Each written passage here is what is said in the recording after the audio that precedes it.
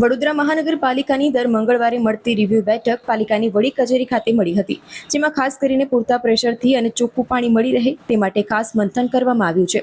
પાલિકાની આ બેઠકમાં પદાધિકારીઓ સાથે પણ ચર્ચા કરી અને અધિકારીઓ સાથે બેઠક કરી પાણી ચોખ્ખું અને પ્રમાણસર મળે તે માટે ચર્ચા કરવામાં આવી હતી.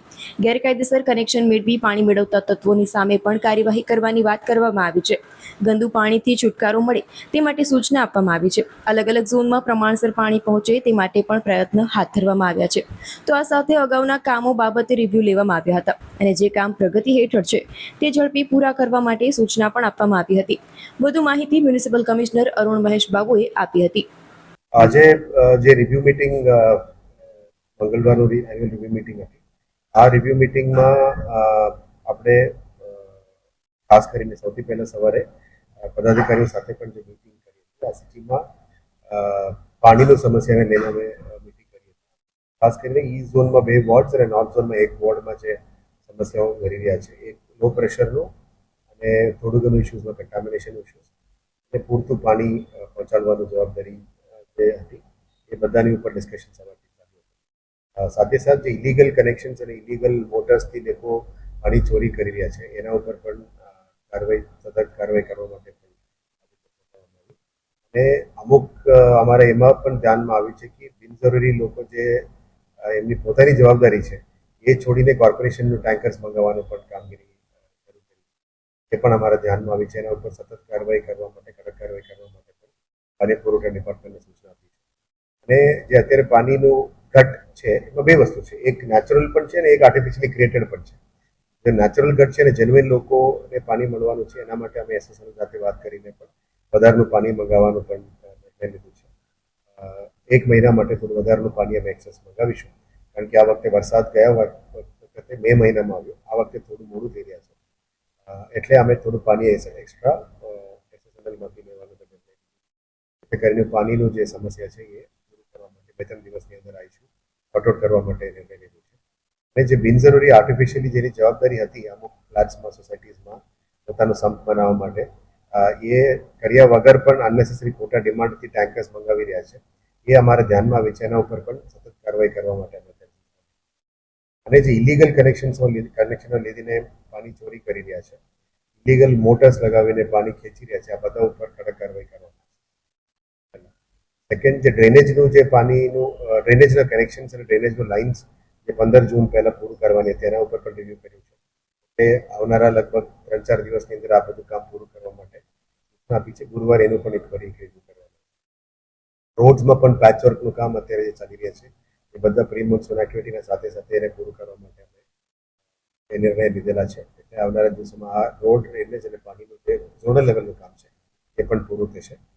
પ્રી મોન્સૂનના ભાગરૂપે ખાસ સફાઈ, કેનાલ સફાઈ અને વિશ્વામિત્રીનું જે કામ છે એનું પણ રિવ્યુ કરવામાં આવ્યું.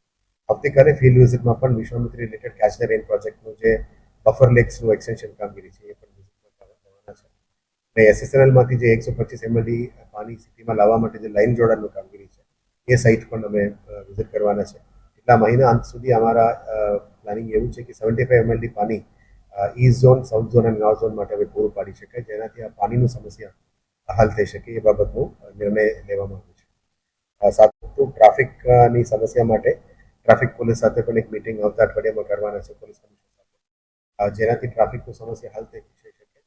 અને જે જગ્યામાં પાર્કિંગ ઉપર જે દબાણો થઈ રહ્યા છે એ બધાને દૂર થઈને બોલીવાર્ડ્સ લગાવીને પાર્કિંગ સ્પોટ્સ ઉપર આ બધા કરી છે. એટલે ધીરે ધીરે આ સિસ્ટમેટિક સિસ્ટમ કામમાં લગાવવાનું છે. વચ્ચે જે એક સ્મશાનમાં રેનોવેશન્સનું કામ ચાલતું હતું, એક મરાઠી સમાજનું પણ એક રજૂઆત હતી, એને પૂરું પાડવા માટે ફ્યુચરિસ્ટિક સેલ દ્વારા વિઝિટ પણ કરવામાં આવ્યું. એમપીશ્રી પણ સાઇટ વિઝિટમાં કર્યા હતા. એ કામ જે ઇન્ડિયન ઓઇલ કોર્પોરેશન જોડે સીએસઆરમાં કામગીરી કરી છે એને પણ પૂરું કરવા માટે અમે નિર્ણય લીધું છે, જેથી કરીને એ કામગીરી છે. સમા અને માંજલપુરનું ઘણા વર્ષોથી જે રેનોવેશનનું કામ બાકી છે એ પણ ટૂંકા સમયમાં શરૂ થશે. સમા સ્પોર્ટ્સ કોમ્પ્લેક્સમાં ડાઇવિંગ પુલ પણ સુધારો કરીને કામગીરી શરૂ કરી. માંજલપુરમાં એથ્લેટિક ટ્રેક, ટેનિસ કોર્ટ અને જે હોકી ટફમાં જે કામગીરી કરવાનું છે એ પણ ટૂંકા સમયમાં શરૂ કરવાના છે. જે અમે પ્રોમિસ કરી હતી એક્વેરિયમ પ્રોજેક્ટ, એ આજવામાં સફારી પાર્કની બાજુમાં એક્વેરિયમ પ્રોજેક્ટ પણ ટૂંકા સમયમાં શરૂ કરી દેવાનો છે.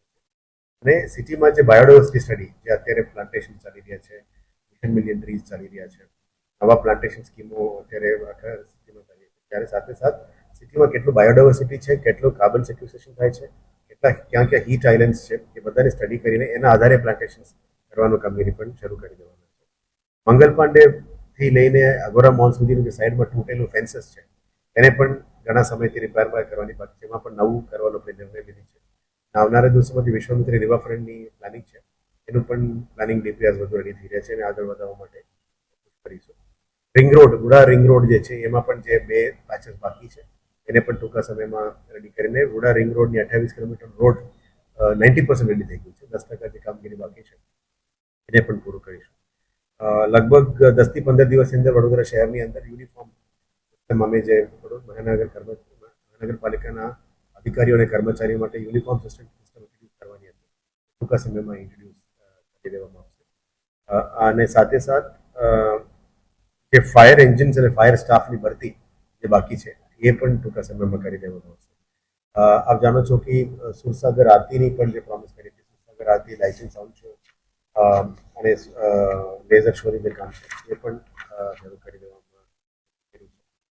ન્યાય મંદિરનું રિપેર, લાલકોટનું રિપેર અને હેરિટેજ સ્ક્વેરનું કામ એ પણ ફાઇનલ સ્ટેજમાં આવી ગયું છે ડિસ્કશન્સમાં.